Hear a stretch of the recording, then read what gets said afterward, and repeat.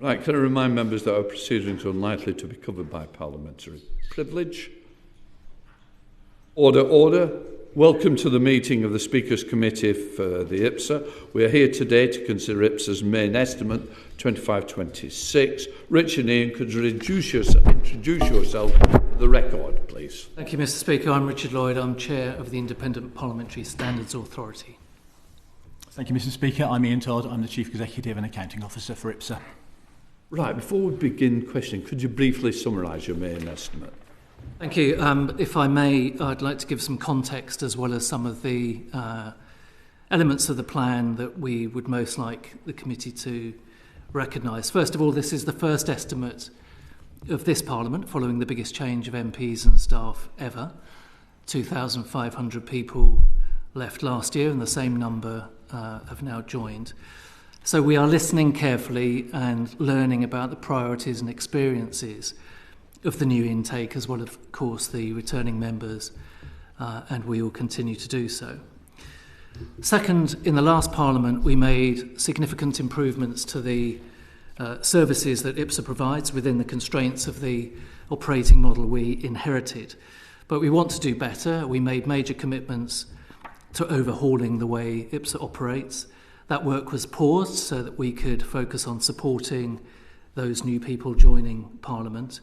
We've reviewed those plans for change. We found them to remain the right priorities, and we're now returning to them, and they're in the plan and estimate before you. So that means developing a more user-friendly IPSA online, centralising the procurement and provision of more services, changing the way we publish our spending data so that it's less open to misinterpretation, and evolving our regulatory approach. Third, we're looking very carefully at the remuneration arrangements for members and staff, and also evidence of pressures on key budgets, including for offices. As you'll remember, Mr. Speaker, we increased staffing budgets by 70% in the last Parliament and began a major review of staff terms and conditions. But we're determined to ensure that these arrangements are fair to MPs, staff and the taxpayer, and we'll consult on elements of this in the coming months. Finally, as you know, we've been consulting on some of the first steps towards a more proportionate and simpler set of rules. I'll be writing to members in the coming days to confirm that we will make gradual and careful steps towards a greater reliance on guidance rather than prescription, allow for the recognition of past service when a member of staff moves to the employment of a different MP. We will clarify the arrangements for constituency communications, and we will change the way we publish small value items and staff absence to avoid negative impacts on staff well-being.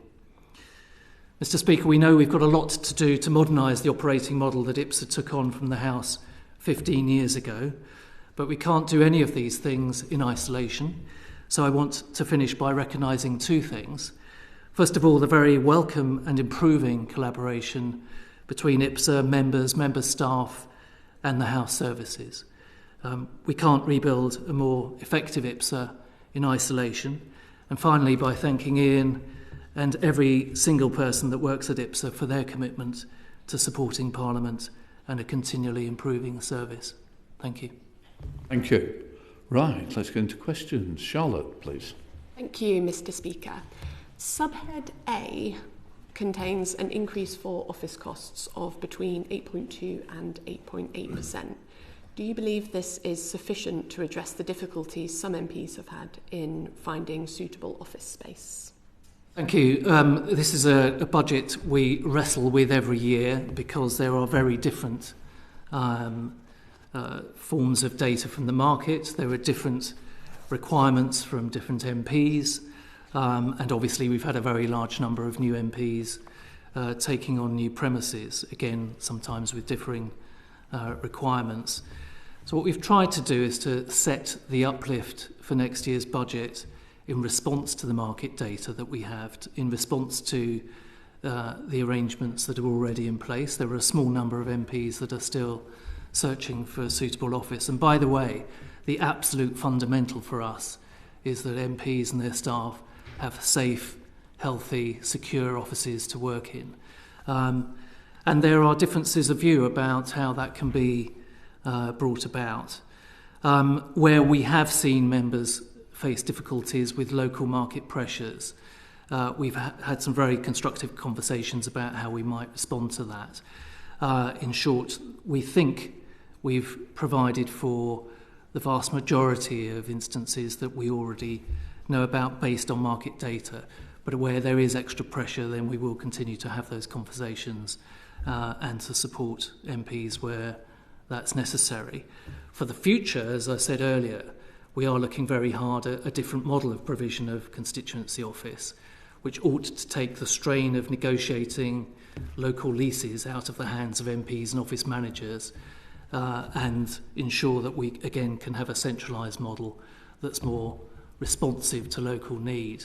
So I completely recognise that there are strains in some constituencies, and as I've said, we are confident that what we've provided for the vast majority of MPs will be sufficient, but we will have those conversations for individual circumstances when necessary.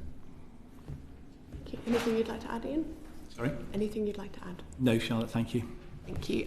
To move on to staff pay increases, Subhead A includes an increase of 5% for MP staff pay costs, made up of an automatic 3% increase and a 2% budget increase for flexibility. Do you believe this is sufficient reward for parliamentary staff? Again, this is a complicated set of arrangements. There are many, 2,200 roughly, new staff, including people that have just very recently joined.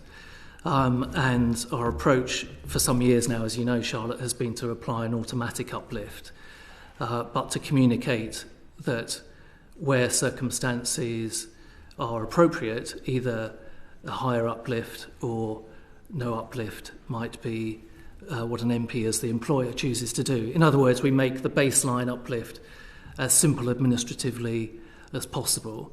What we've looked at are two things. One is the pressure on staffing budgets, in particular for new offices where staff are coming in sometimes on short-term contracts, so that picture is not as clear as it is in a normal year. And secondly, the additional costs for MPs as employers in this year. We think the 5% budget uplift overall enables, again, in the vast majority of cases, for MPs to provide the automatic cost of living uplift and to have headroom in their budgets for some of those exceptional different cost pressures this year. We've explained that to the unions and to MAPSA. They understand the rationale. I think finally one thing we do have to keep in mind is the wider public spending context and where settlements are, and we've looked at this very carefully, where settlements are going across the public sector and indeed the private sector. Taking all of that into account, we felt a 5% budget uplift was appropriate. So, you referenced some of your conversations with the trade unions there. The unions have raised concerns that some offices are operating close to the limit of their budgets and may not be able to pass on the automatic 3% award. And I think this is particularly pertinent for returning members of staff and longer-serving MP staff who are more likely to be on potentially slightly higher salaries, and that percentage uplift, of course, then being a larger part of the budget. Have you done any modelling on how many offices are in this position and what can be done to ensure that those staff receive the pay award as intended? So that is quite a complex calculation to do. There are a number of different variables that play into that. It's important to say that across 650 members, there isn't a homogenous pattern of spend. So some members are very close to spending their full staffing budget. Around 50% have around about £30,000 a year or more left at the end of the year, and 25% of members have £50,000 a year or more left over, which would allow them to employ an additional person if they so wished.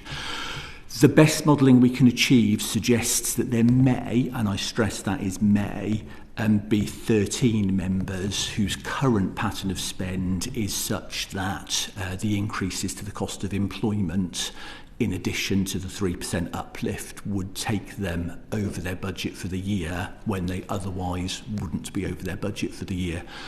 As we get into the next financial year, we will monitor those offices very closely in conjunction with the member and their staff. We will help them with forecasting through the year. I think a number of those other variables will kick in, and the number who are ultimately affected will be less than 13, but we will help and support them through that if there is a difficulty that they incur because of the changes that we've made. And has IPSA reached out to those people that they think may be affected proactively? We're in the process of doing that, yeah. Thank you. Teresa. Thank you, Mr. Speaker. A few questions about subhead B, IPSA's own running costs, if I may, Richard and Ian. So your business plan, and in fact your introductory remarks just now highlighted that there's a lot more workload on IPSA as a result of the run-up to the election, but more importantly now, the aftermath of it. And your planned staff cost budget is around 4.5% lower than your last year's budget, which due to efficiencies that you've made, which is great. But do you feel you've got enough staff now to manage the demands that are going to be made on you during the current year, or the coming year? Yeah, I'll start and hand over to Ian. This is something that the board of IPSA has spent a lot of time interrogating, as you can imagine. What we want is the most efficient and effective IPSA possible. We've, I think, had a very, very strong performance through the election and in the second half of last year, using our existing staff rather than bringing in additional temporary staff. That's why some of the projects that we had planned for last year were put on ice. But we've got a really strong, experienced and highly motivated, highly engaged team of staff. We think it's the right size to do the two key things that we're talking about here. One, to keep improving the existing service, and at the same time to build the future IPSA that we all want to see. There are some additional costs for example, IT and one or two other elements of building that new operating model. But we're confident that the team we've got is well capable of delivering that with some external support as well. Again, that's a result of some years of building a team at IPSA that's got very different capabilities and a very different mindset and a very different culture. And I think we've proved through the election and towards the latter part of the last Parliament that IPSA is now a very different organisation. I mean, just to expand on that, I think to the end of December last year, we saw 6,000 more phone calls than we saw in the entire of the year before, and 4,000 more emails. Our performance in terms of dealing with those has improved from the previous year, both in terms of call answering and email answering. So the 4 years that we've invested in the improvements to IPSA mean that we're able to handle those kind of volumes now in a more efficient and more effective way. We also think that those volumes will start to drop. They are significantly a product of a new Parliament, as Richard said, with a very substantial number of new MPs. These are people who have come in who don't necessarily understand our systems, how to access support directly, who aren't necessarily able to take the training as soon as they come into Parliament, and that follows further down the line. So that increase in volume is one that we anticipate is an initial peak following the election, but will then start to tail off over time. The other thing compared to last year, of course, is that although those volumes have peaked and we assume will start to tail, neither the work before or after compares to the actual volume of work that we had to do during the election itself. So we're confident that the staffing model is correct. I think we have developed hopefully a degree of trust with this committee over the last 4 years, where our estimate and our outturn against that estimate has been more more accurate from one year to the next. Our forecasting and financial management has been better, and I think that should give you the confidence that the calculations are done correctly and we can do what we need to do to continue to improve IPSA with the staffing based on the funding we've asked for. Okay. You touched briefly then on telephony and IT, and there you're spending a fair bit more, around £1.4 million, which is just shy of 20% more than you planned to spend last year. Why is the increase so significant? And it's particularly related to one contract. So Unit 4 are the suppliers of Business World, which is the product that we use within IPSA and is the one that's used within members' offices to support their business costs. Unit 4 moved on to a different model of contract partway through the year and a different licensing model and different service provision model. It's not one that we were necessarily particularly happy to adopt in the way that they put it forward, and their initial charges or proposed charges were significantly higher than those that we were ultimately able to negotiate with them. It does mean that we have a period of double running where we're paying Unit 4 for provision of cloud services whilst we're also tied with our existing contract. That will come to an end relatively shortly. I would say that it is a significant increase. It's one that we had no real opportunity to step away from other than to negotiate a better deal, but we are not in a position to be able to provide a different product at such short notice. I would say to Unit 4 in front of this committee, they will now need to demonstrate the value of that product at the increased cost, or we may need to consider an alternate provision in the longer term. Lloyd, I think, just wants to come in on that point. Just on that, I mean, you just mentioned it there, but did you give consideration to an alternative provider? Lead time to procure, to customise or configure an alternate product that would work for us and across 650 MPs' offices to be able to implement that, including all of the training requirements that would go with it, is just something that can't be done at short notice. I mean, it is something we continue to keep under review. Obviously, the contract does come up for renewal on a regular basis. And as I say, the changes that have happened recently would make me consider whether or not it remains the right long-term solution. But if we were to move away from it, it would be a considerable piece of work, and we would have to get it right because we need that continuity of service. Yeah, thank you. Teresa. Okay, so last question from me, which is about consultancy fees, where you've put in about a bit more than £330,000 for them, which is quite a lot more than the previous year's budget by about double. What are these consultants for? So there's a variety of different costs, and I think it's a recognition of the fact that we are a small organisation, and particularly through a major change programme, we don't always have the expert specialist resource, and we often need it only for a short period of time. So contracting people into the organisation, employing people within the organisation wouldn't be either a viable or a sensible alternative. The costs haven't gone up as much as they might appear to have done. So we're essentially asking for broadly the same amount that we asked for last year, plus the money we didn't spend last year because the general election actually diverted us away from doing those projects. So to ensure that we can deliver successfully this year and catch up, so we're effectively looking to bring the underspend from last year into this year's budget.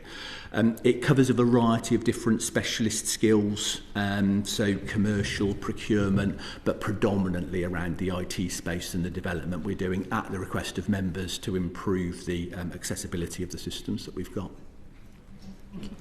Yes. Thank you very much indeed, Mr. Speaker.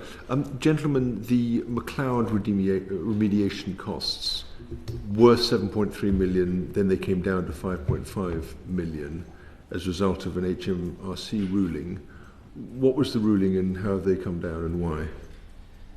So this is an estimate provided by the government actuary. It's not our own, and once it's been given to us by the GAD, we have to recognise it in our estimate.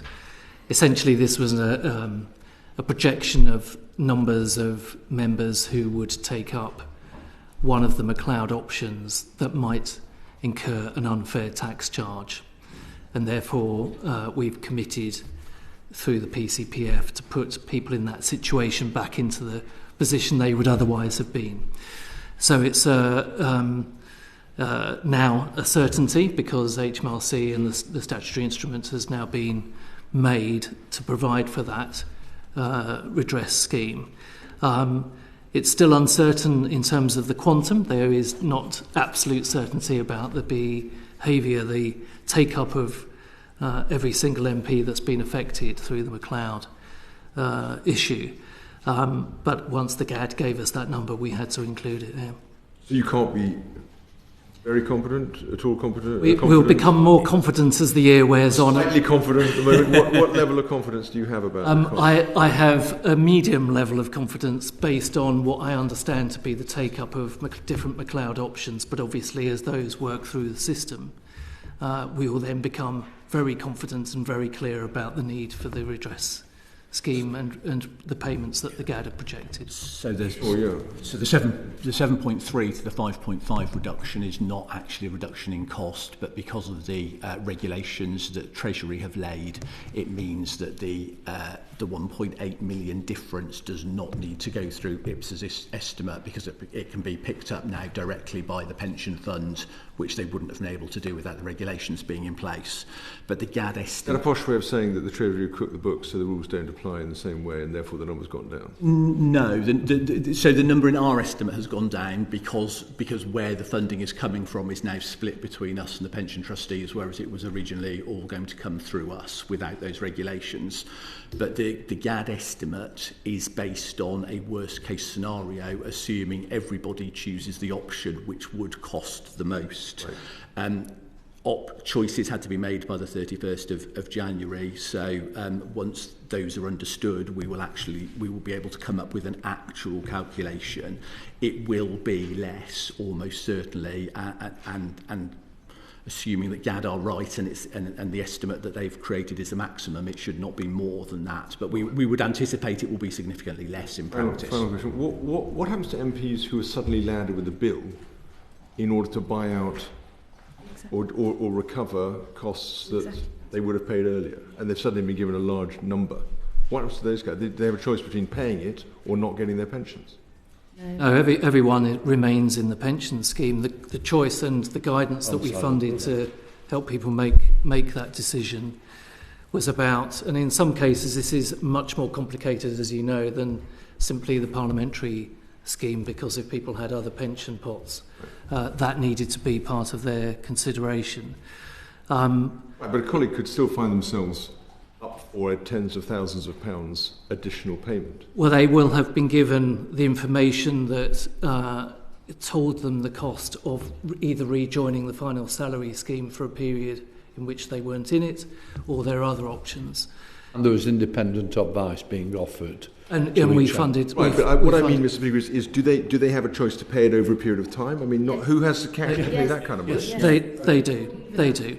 Yeah. And all of that will have been explained in one-to-one guidance sessions, either with the PCPF Secretariat or the guidance firm that we funded. And the PCPF will be working with members who are in that situation to ensure it's an affordable arrangement. Thank you. Just want to put that on the record. Yep, that's just the last question on that. How many people didn't complete by the 31st of January? The PCPF Secretariat know that number. I don't know it today, Mr. Speaker. That obviously alters the figure, so yeah. The less that is, the less that will be out. Okay, that's great. Marie. Thank you, Mr. Speaker. You have requested a significant uplift in the capital spending, which I understand is for a new office to be leased in the 2025-26 financial year. Can you explain a bit more why that office move is required and why it presents value for money? Yeah, certainly. And I think it's also important to put context around the number that's in the estimate. So we currently lease an office on the Strand. That lease ends in June and we are not able to renew it. The landlord intends to refurbish the entire building and we have to move. We simply have no choice. We have, in conjunction with the support of Mr Speaker, spoken to the Parliamentary Estates team. We've also spoken to the Government Property Agency, who look after government property more widely, about options within the public sector, and there are no offices within the proximity to Parliament that meet our needs at the current time, so we have had to look to the commercial market. We haven't signed a new lease yet, so the numbers are provisional, but just to be clear, we are looking for a significantly smaller floor plates than we currently have, because we've adopted hybrid working patterns coming out of the end of COVID, and we would expect the annual leasing and additional costs like rates to be at least £100,000 a year cheaper going forward than we're currently paying. The reason the number looks so large in the estimate is because there's been a change to the international financial reporting standards, which means we have to essentially put you on notice that we are making a 5-year commitment, which will be the initial lease term, or at least up to the first break clause. So the figure that you see there represents 5 years of leasing the new building. The amount that we draw down will actually be in the estimate for each of those 5 years, and a much smaller amount. So it will represent better value for money. It will be smaller, and it should save in the region of £100,000 a year over our current office space. Thank you. Could I just do a very quick follow-up, which is just you say that you've reduced your headcount. Can you give us an idea of the kind of numbers that you were at and what you're at now, roughly? So we run round about 100 people in the organisation. So we were running at 104. We are at the moment, I think, 97, and probably likely to reduce maybe 1 or 2 further from there in the near future. A roughly 10% reduction. Thank you. Thank you. Alberta. Thank you, Mr Speaker, and good afternoon, gentlemen. The questions that I've got here are to do with IPSA's plan to move to principles-based regulation. Your consultation on the move to principles-based regulation ended in December. What is the outcome of that consultation? Thank you for the question. We are about to write to members of this committee and members across the House to say that we do intend to over time evolve our regulatory approach, but the consultation responses, including your own, thank you, were very helpful to us in ensuring that what we do is not at least create the sense that we are suddenly shifting to a dramatically different system, in particular for members that have become used to the very detailed rules that we've provided for some years now. The outcome will be that we will move over time to a greater reliance on guidance, including individual guidance from our account managers, and less on increasingly detailed rules in the scheme, in the rule book itself.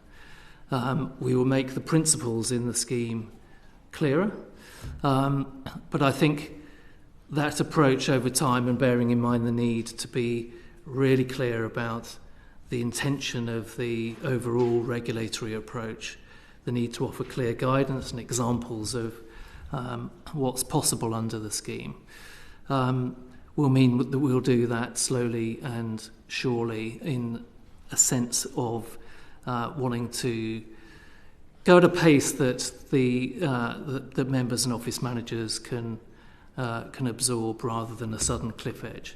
But I think what you'll see in the first iteration of the scheme, in that new approach, won't be hugely different to what you've got in front of you today.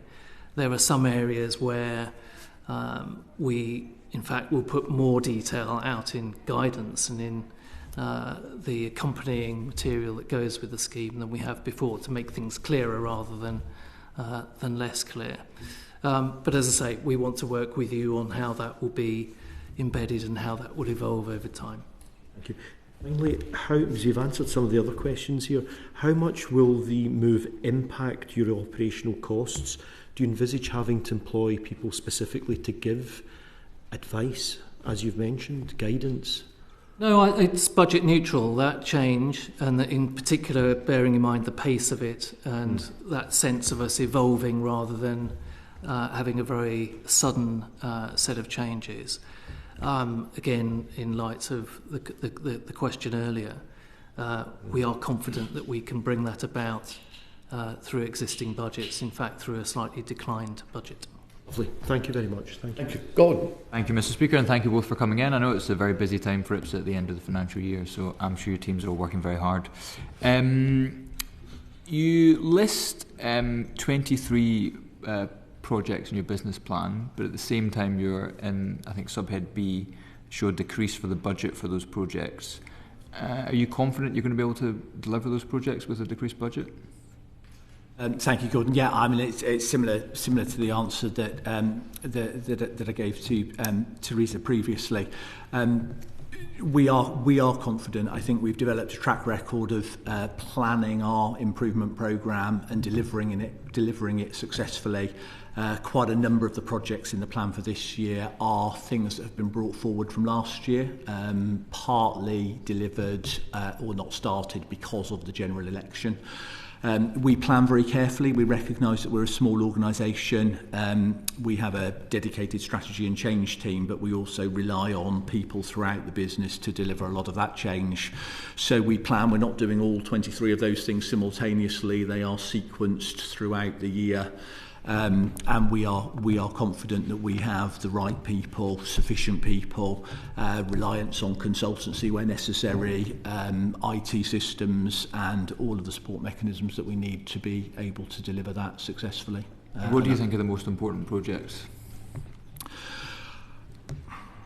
I think, I mean, 4 years into the change programme, I think they're all important, quite frankly, because I think what we need to do is change the way that we operate wholesale.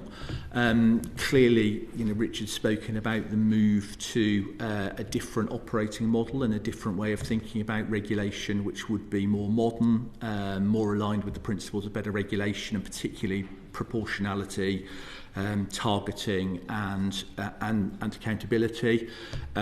We very much want to make further inroads into the accommodation pilot, which we delivered through the general election, but it was at a very early phase. We hadn't been able to do as much piloting as we would have liked because of the timing of the election. It was successful for some members, and I'm grateful to Lucy amongst others for being part of that, and in her case I believe it being a successful product. However, it wasn't sufficiently successful for enough members. So we want to look at that and deliver that in a different way. I think the other aspects are those that members and their staff particularly ask us for, which is the accessibility of our systems, making IPSA online easier to use, having direct procurement models so that you can purchase things without having to expend the money and then reclaim it, so that you can effectively have it invoiced directly to us, and so that we can help deliver value for money through economies of scale by procuring things on the basis that 650 different offices will be using the same thing rather than you each having to do it off your own back. They're probably the key priorities, I think. Right, thank you. Thank you very much. Oh, thank you. Can I first of all say that concludes our public evidence session? Can I say thank you to both of you for turning up today? Can I now say order, order?